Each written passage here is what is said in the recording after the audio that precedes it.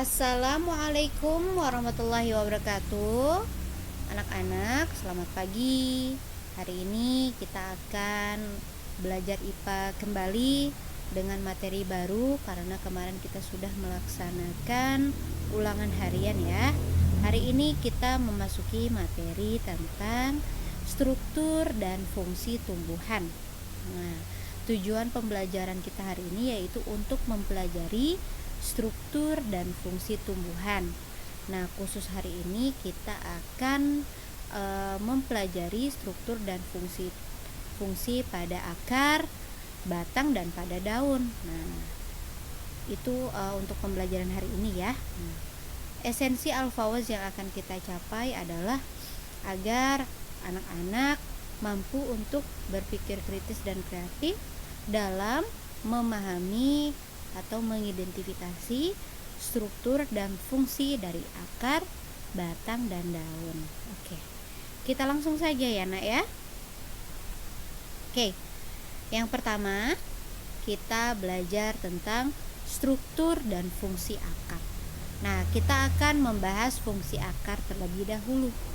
Nah, fungsi akar yang pertama adalah untuk menyimpan cadangan makanan. Nah, karena di akar ini ada jaringan khusus yang untuk menyimpan cadangan makanan. Yang kedua adalah sebagai penyokong batang tumbuhan. Nah, sebagai penyokong. Karena akar ini yang tembus ke dalam tanah, maka dia fungsinya untuk menyokong dan memperkuat serta memperkokoh berdirinya tumbuhan ya. Jadi seperti pondasi ya akar itu ya. Nah, semakin dalam ia menembus tanah, maka tumbuhan akan semakin kokoh berdiri tegak ya, berdiri tegak ke atas. Ketika kita melihat pohon yang sangat kokoh, maka akarnya pun lebih kokoh lagi ke bawah seperti itu. Nah, ketika akar yang rapuh, maka tumbuhan pun akan cepat tumbang seperti itu. Fungsi yang ketiga itu menyerap garam, mineral, dan air melalui akar. Kita tahu sendiri ya bahwa fungsi akar ini, bahwa akar secara struktur tubuhnya yaitu menembus tanah. Di tanah banyak nutrisi, air, dan garam mineral yang akan diserap oleh akar. Yang ketiga adalah sebagai alat perkembangan vegetatif pada tumbuhan tertentu. Nah, ini pada tumbuhan tertentu ya. Contohnya pada umbi-umbian yang mana ia di akarnya sendiri adalah bentuk dari apa yang dikonsumsi manusia ya, itu adalah cadangan makanan sebenarnya ya. Oke, bismillahirrahmanirrahim. Anak-anak, apabila kita berbicara tentang struktur tumbuhan, maka kita akan berbicara tentang struktur bagian dalam atau struktur bagian luar. Nah, hari ini kita akan berbicara tentang struktur bagian luar dari akar. Lalu kemudian akan membahas struktur bagian dalam akar. Oke. Untuk struktur bagian luar akar, ada yang namanya ujung akar, yang merupakan titik tumbuh akar yang dilindungi oleh tudung akar. Oke, ini adalah ujung akar nih, ujung akar. Ujung akar ini yang akan menembus tanah. Nah, di mana di ujung akar ini ada bagian yang namanya kaliptra. Kaliptra ini adalah tudung akar yang mana fungsinya sebagai pelindung. Nah, namanya tudung, makanya dia fungsinya sebagai pelindung. Pelindung dari apa? Pelindung dari ketika akar itu menembus tanah, maka tidak akan ada kerusakan mekanis karena sudah dilindungi oleh kaliptra. Coba anak-anak bayangkan, ketika akar menembus tanah itu kan keras ya, akan tetapi tumbuhan yang notabene-nya tidak terlalu keras kok bisa gitu menembus akar dan dia tidak menembus tanah dan dia tidak mengalami kerusakan. Nah, maksudnya seperti itu. Nah, itu adalah fungsi dari kaliptra itu sendiri ya. Nah, Masya Allah, Allah telah menciptakan kaliptra ini. Nah, bahwa tumbuhan itu diciptakan berdasarkan fungsinya. Oke. Tudung akar atau kaliptra berfungsi untuk melindungi akar dari serangan mekanis pada waktu menembus tanah. Cabang-cabang akar merupakan bagian keluar dari akar pokok. Nah, pada akar serabut cabang-cabang akarnya halus dan berbentuk serabut. Oke. Jadi maksudnya gini, kalau kalian lihat akar serabut. Nah, akar serabut itu kan banyak cabang-cabang ke pinggirnya tuh. Nah, cabang-cabang ke pinggir itu merupakan keluar dari akar pokok, bukan keluar dari batang ya. Nah, untuk khusus akar serabut sendiri, cabang-cabang akarnya itu halus ya, tipis seperti serabut. Beda lagi kalau akar tunggang. Mungkin kalau akar tunggang itu lebih kuat. Rambut akar merupakan sel-sel kulit luar yang berfungsi memperluas daerah penyerapan. Nah, jadi si akar ini dia membentuk rambut akar, di mana adanya rambut akar akan memperluas daerah permukaan akar. Kalau daerah permukaan akar, maka sesuai fungsinya. Akar kan fungsinya untuk penyerapan ya, penyerapan air. Maka ketika diperluas daerah permukaannya, maka memperluas juga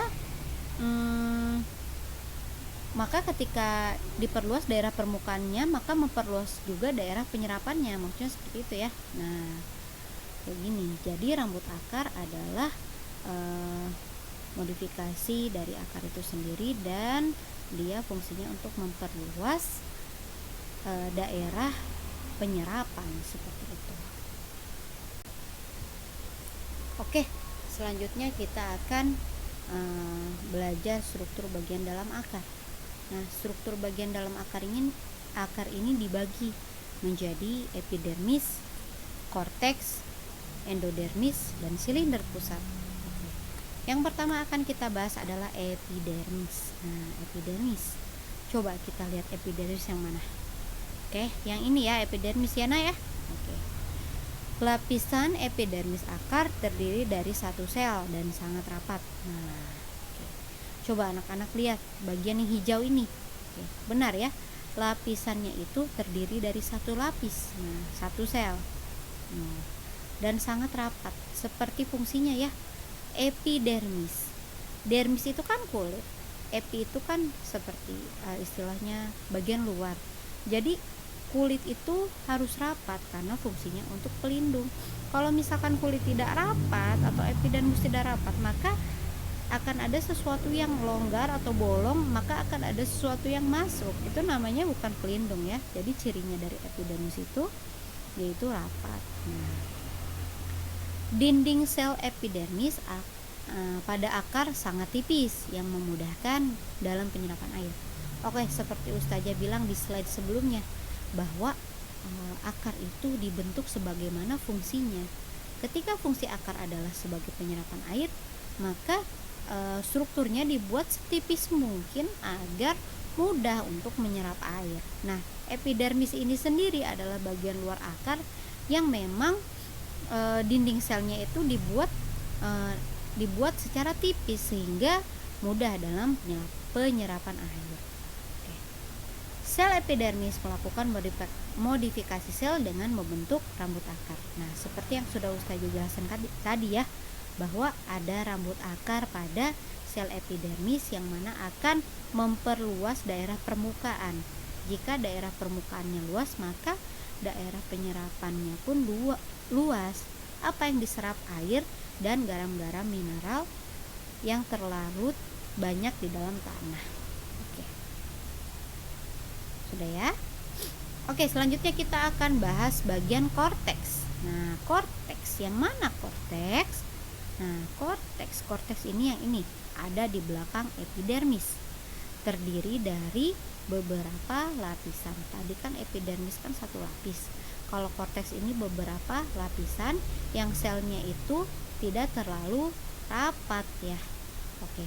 Korteks akar terletak di bawah epidermis, tersusun atas beberapa lapisan. Benar ya, sel-selnya tidak rapat dan dinding selnya tipis, akan tetapi dinding selnya tipis karena masih di dalam akar sendiri ya, jadi dia masih berfungsi sebagai penyerapan.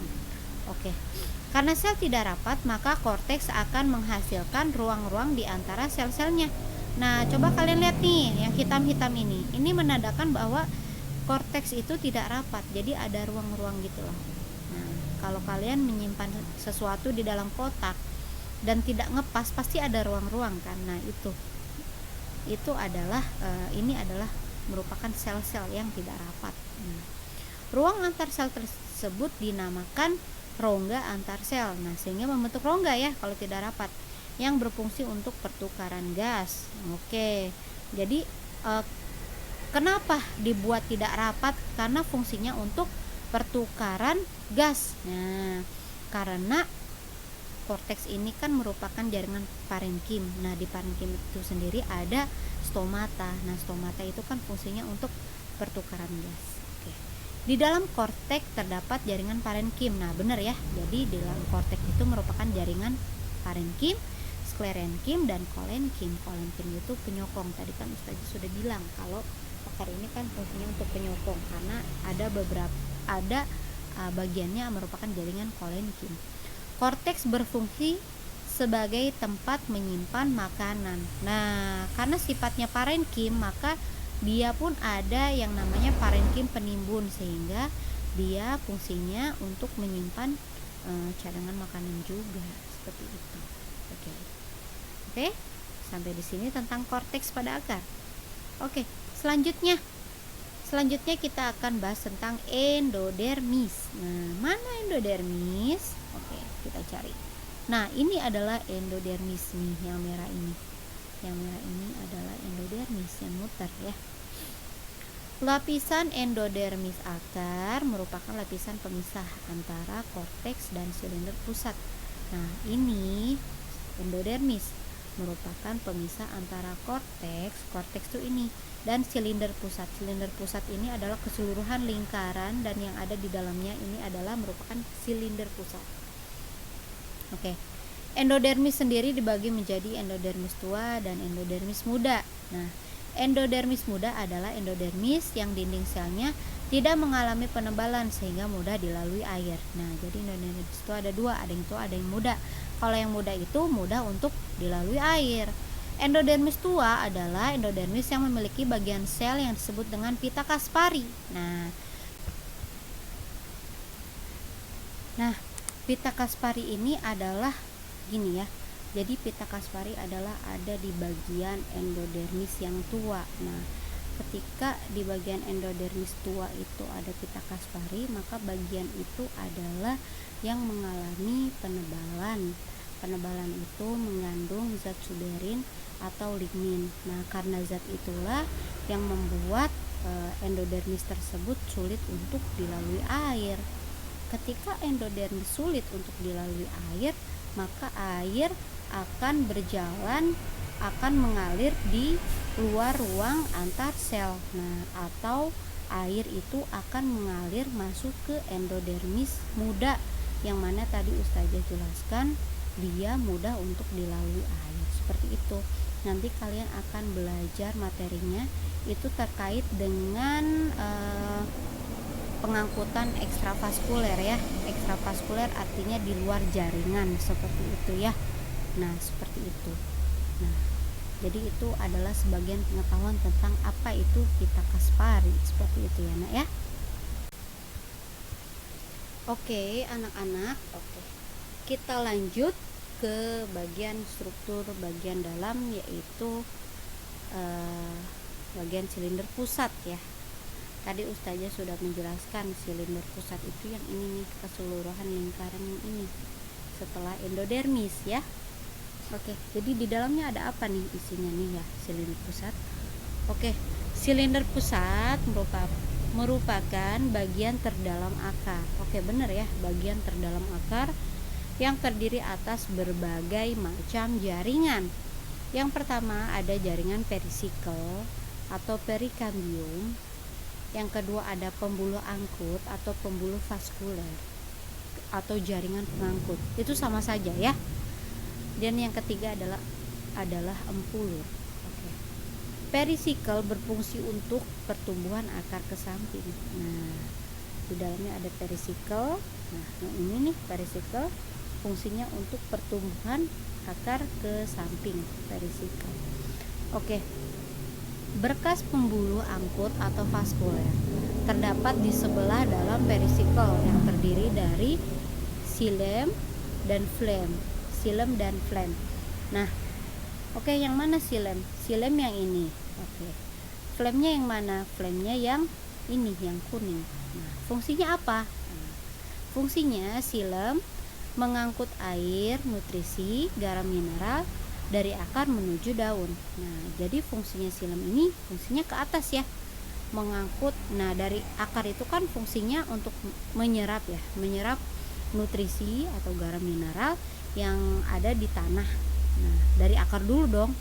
Nah, ke atas diangkut oleh silem menuju daun. Nah, lalu apa fungsinya flem? Nah, flem ini mengangkut hasil fotosintesis ke seluruh tubuh tumbuhan. Jadi energinya dari silem, nah dari silem diangkut ke atas, lalu mempunyai energi untuk berfotosintesis. Nah, hasil dari fotosintesis kan ada nih, nah berupa makanan ya. Nah itu bisa diangkut oleh flem ke seluruh tubuh tumbuhan, kayak gitu ya. Nah, ampulur terletak di bagian paling dalam di antara bekas pengangkut dan terdiri dari jaringan parenkim. Nah, ampulur ini ada di bagian dalam dari berkas pengangkut. Berkas pengangkut tadi apa? Silem dan flem, seperti itu ya, silem dan flem. Nah, kita anggap saja bahwa berkas pengangkut adalah merupakan kalau di manusianya itu adalah ini ya, pembuluh darah. Nah, fungsinya sama ya, pembuluh darah itu kan untuk mengangkut nutrisi ke seluruh jaringan sel. Nah, di sini adapun tipe silinder pusat dari pembuluh pada akar. Nah, ini ada tipe-tipenya. Tapi kita tidak usah belajar ini Ustazah hanya memberitahu saja. Karena yang Ustazah jelaskan kan tipenya ini. Tapi sebenarnya ada banyak tipenya ya. Nah, seperti ini. Oke, anak-anak. Nah, tadi kita sudah selesai nih membahas struktur dan fungsi pada akar. Nah, setelah bagian akar ada apa? Ada batang. Sekarang kita akan belajar struktur dan fungsi pada batang. Nah, sebelumnya kita akan membahas dulu nih fungsi dari batang. Oke, yang pertama adalah sebagai penyangga tubuh tumbuhan. Betul ya? Nah, yang kedua penyimpan cadangan makanan tumbuhan. Nah, penyimpan cadangan makanannya itu ada pada jaringan ya. Contohnya jaringan parenkim, namanya parenkim penimbun. Lalu sebagai alat pernapasan pada tumbuhan melalui lentisel. Kenapa melalui lentisel? Karena kita sedang berbicara batang. Kalau batang itu berarti pohon yang berkayu. Kalau pohon yang berkayu artinya pohonnya keras. Kalau pohonnya keras artinya pohon itu sudah pada umumnya tidak memiliki stomata, akan tetapi memiliki lentisel. Nah, kecuali pohon yang tidak keras. Kalau pohon yang tidak keras rata-rata mempunyai stomata.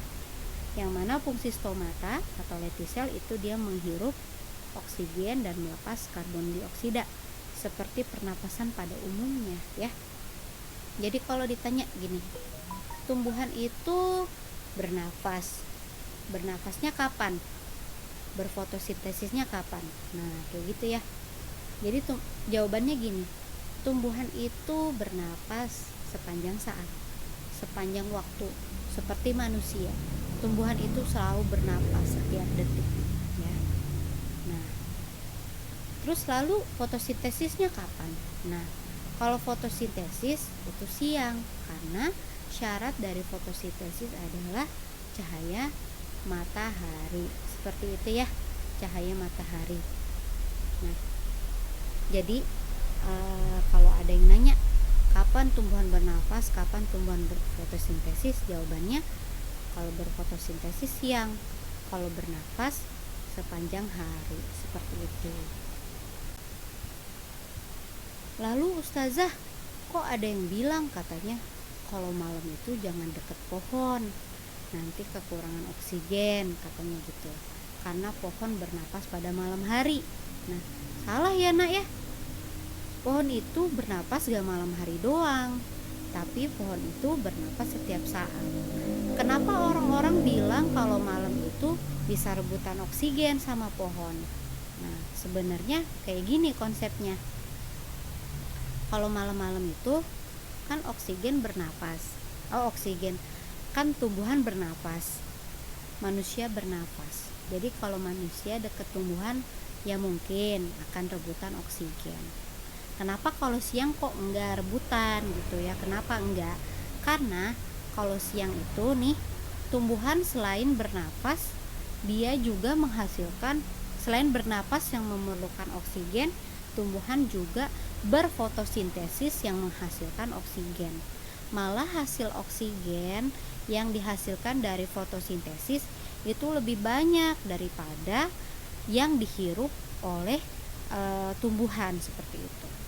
Makanya kita itu sangat memerlukan tumbuhan untuk menghasilkan oksigen, karena oksigen adalah hasil dari fotosintesis itu sendiri ya. Nah kayak gitu. Nah, jadi yang dihirup oleh tanaman tidak sebanyak yang dihasilkan oleh tanaman atau tumbuhan ketika siang. Makanya kalau siang itu sejuk di bawah pohon, karena pohon itu menghasilkan oksigen. Nah, istilahnya kenapa kalau malam itu rebutan oksigen, bukan nafasnya itu malam hari doang ya, tetapi emang kalau malam hari itu tanaman tidak berfotosintesis sehingga tidak menghasilkan oksigen. Seperti itu ya konsepnya ya. Oke anak-anak, kita masih di pembahasan struktur pada bagian batang pada tumbuhan ya. Sekarang kita akan belajar struktur luarnya dulu. Nah, struktur luar. Kalau kita berbicara tentang batang, itu ada yang keras dan ada yang lunak. Yang keras itu dinamakan batang tumbuhan kayu, yang lunak itu dinamakan batang tumbuhan herba. Oke, bedanya apa? Nah, Ustazah ini sudah merangkum perbedaannya ya. Alhamdulillah ya, punya Ustazah itu mau merangkum gitu loh.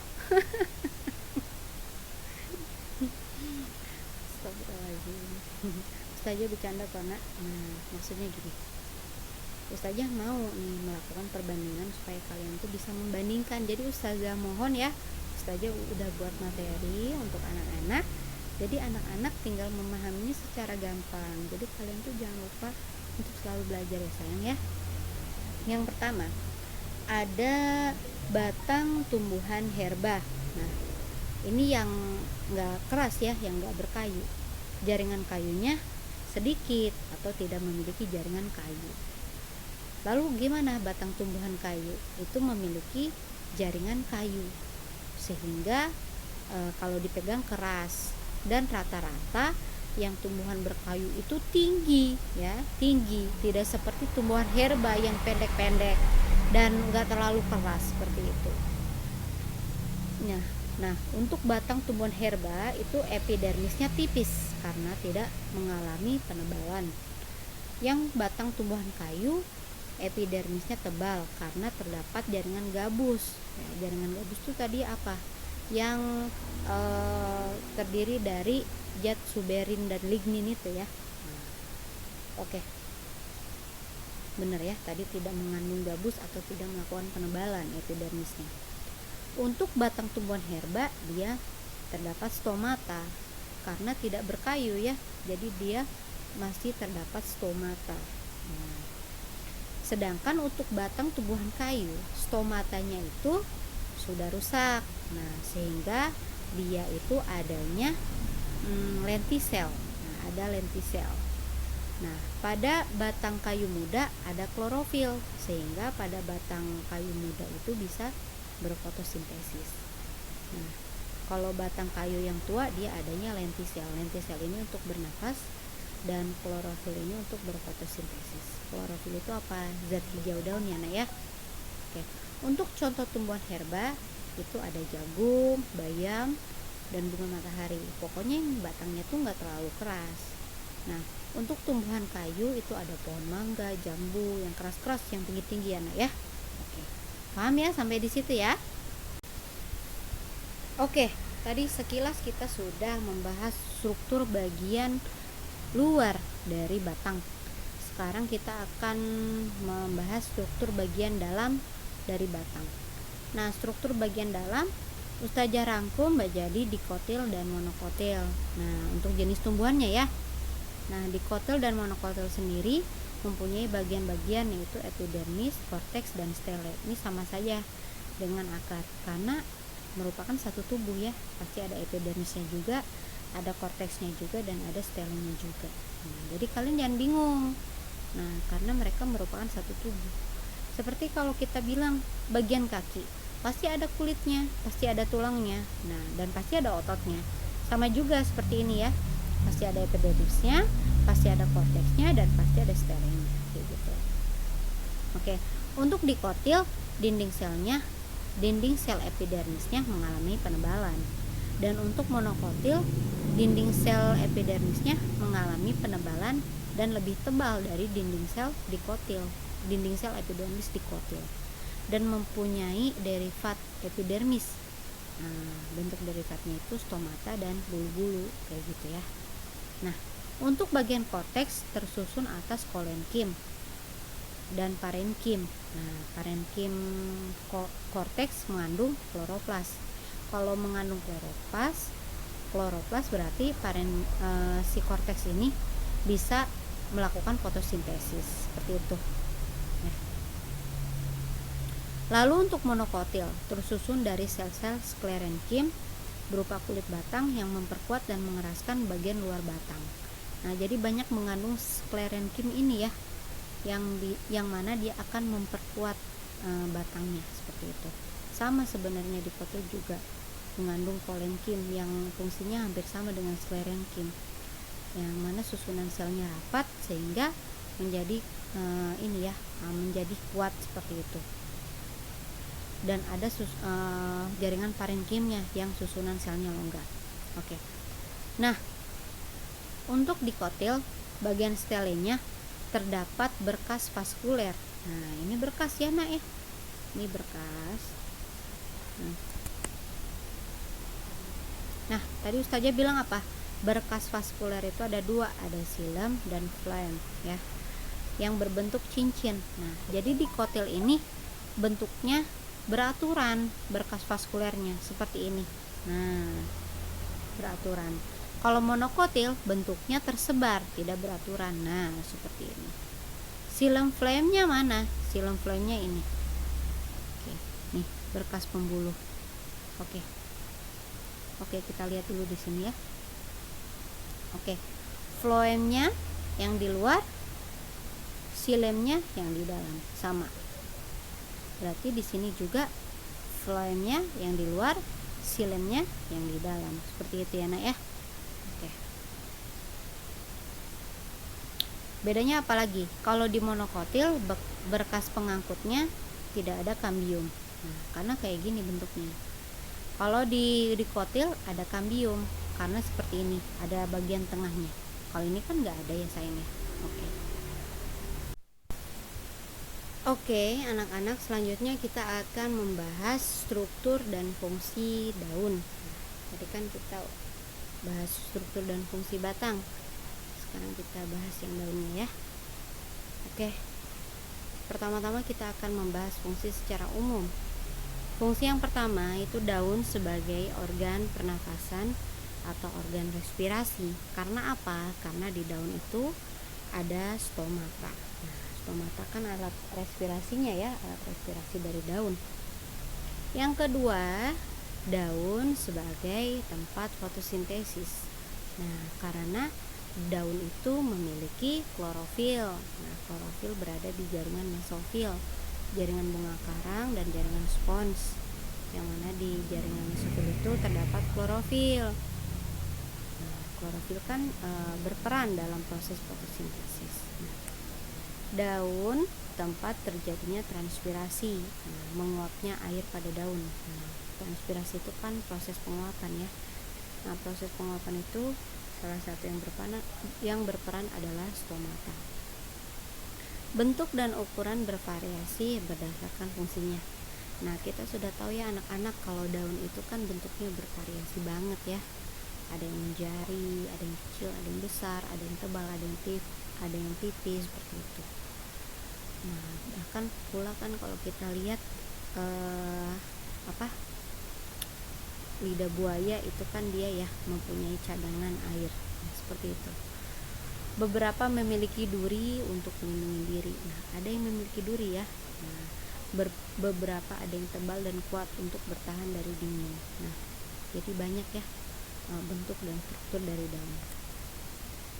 Nah, itu nanti kalau kita berbicara bentuk luarnya, itu kita belajar tentang morfologi daun. Nah, kita sekarang belajar anatominya dulu.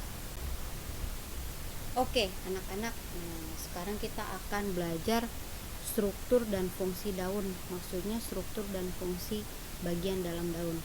Nah, di daun ini ada 3 tipe jaringan. Yang pertama ada jaringan epidermis yang paling luar, ada jaringan mesofil, dan ada jaringan pembuluh. Nah, sebenarnya anak-anak sudah paham ya apa yang dimaksudnya ya, karena sudah dijelaskan sebelumnya. Jaringan epidermis itu adalah jaringan yang paling luar, artinya bagian yang paling luar dari daun. Nah, di daun ini ada 2 permukaan, ada permukaan atas daun dan permukaan bawah daun. Kalau permukaan atas dinamakan adaksial, permukaan bawah dinamakan abaksial. Nah, di daun terdapat stomata yang berfungsi untuk respirasi dan penguapan. Nah, kalau tumbuhan air nih, stomatanya ada di permukaan atas dan menghadap ke atas. Kalau di tumbuhan darat, stomatanya ada di bawah dan menghadap ke bawah. Seperti itu ya. Nah, itu kenapa seperti itu? Karena untuk memudahkan dalam proses pertukaran udara atau respirasi. Nah, selanjutnya ke jaringan mesofil. Nah, jaringan mesofil ini bersifat parenkim. Nah, jaringan mesofil bersifat parenkim karena terdiri dari jaringan palisade. Jaringan palisade atau disebut dengan parenkima palisade. Nah, sama saja ya. Atau disebut lagi jaringan bunga karang. Nah, ini salah, bukan jaringan spons tapi jaringan bunga karang. Oke, jaringan bunga karang yang mengandung klorofil. Nah, jaringan bunga karang maksudnya gini, terdiri dari jaringan palisade dan jaringan spons, maksudnya gitu ya. Salah ini, jaringan palisade atau jaringan bunga karang yang mengandung banyak klorofil. Yang mengandung banyak klorofil. Lalu ada jaringan spons yang juga memiliki klorofil yang lebih sedikit dibandingkan jaringan palisade. Oke, jadi begini ya anak-anak, Ustazah salah ketik. Di jaringan mesofil itu ada jaringan palisade dan jaringan spons. Yang keduanya itu memiliki klorofil. Nah, bedanya apa? Kalau jaringan palisade itu bentuknya panjang-panjang, kalau jaringan spons bentuknya lumayan bulat seperti spons. Seperti ini ya. Jaringan palisade kayak gini, jaringan spons kayak gini. Nah, bedanya kalau palisade kan lebih renggang nih, tapi sama-sama mempunyai klorofil. Sehingga fungsi dari jaringan mesofil ini untuk berfotosintesis. Nah, jaringan spons ini klorofilnya lebih sedikit. Nah, lebih sedikit. Kita bisa lihat di gambar ya. Kalau jaringan spons ini dia kurang rapat, makanya klorofilnya lebih sedikit. Kayak gitu. Oke, paham ya? Oke. Setelah jaringan mesofil ada jaringan pembuluh. Tadi Ustazah bilang kalau pembuluh di tumbuhan ini sama kayak pembuluh darah di manusia, yaitu adanya phloem dan adanya xilem. Jaringan pembuluh terletak pada tulang daun. Nah, kalau kalian lihat tulang daun, ada jaringan pembuluh di situ. Urat daun adalah kerangka daun. Nah, jadi fungsinya seperti tulang ya. Nah, seperti tulang. Jaringan pembuluh ada 2, yaitu xilem dan phloem. Tadi Ustazah sudah jelaskan. Xilem itu untuk mengangkut nutrisi, garam mineral, dan apapun itu yang dibutuhkan oleh tumbuhan dari akar menuju daun. Sedangkan phloem ini berfungsi untuk mengangkut hasil dari fotosintesis ke seluruh tubuh tumbuhan. Seperti itu ya Nak ya. Nah, ini ada gambarnya nih, gambar jaringan pada daun. Jaringan pada daun ini adalah namanya pembuluh vaskuler. Ini pembuluh vaskuler. Nah ini sama aja, ini pembuluh vaskuler. Yang ininya xilem, yang ininya phloem. Nah tadi yang mana jaringan palisade? Yang palisade yang ini nih. Yang ini yang panjang, jaringan spons yang ini. Nah ini mana ini? Ini yang bulat ini nih. Nah yang seperti ada lubang ini stomata. Nah ini kutikula. Kutikula tuh sejenis lapisan di epidermis. Nah sebagai pelindung ya. Ini epidermis bawah, ini epidermis atas ya. Paham ya sayang ya. Oke. Jadi cukup sekian pembelajaran dari Ustazah.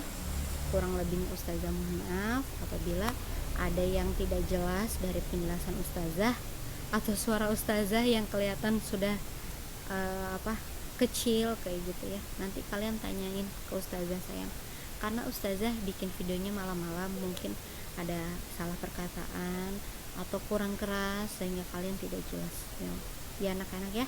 Oke, cukup sekian dari Ustazah. Marilah bersama-sama kita mengucapkan hamdalah alhamdulillahirabbil alamin.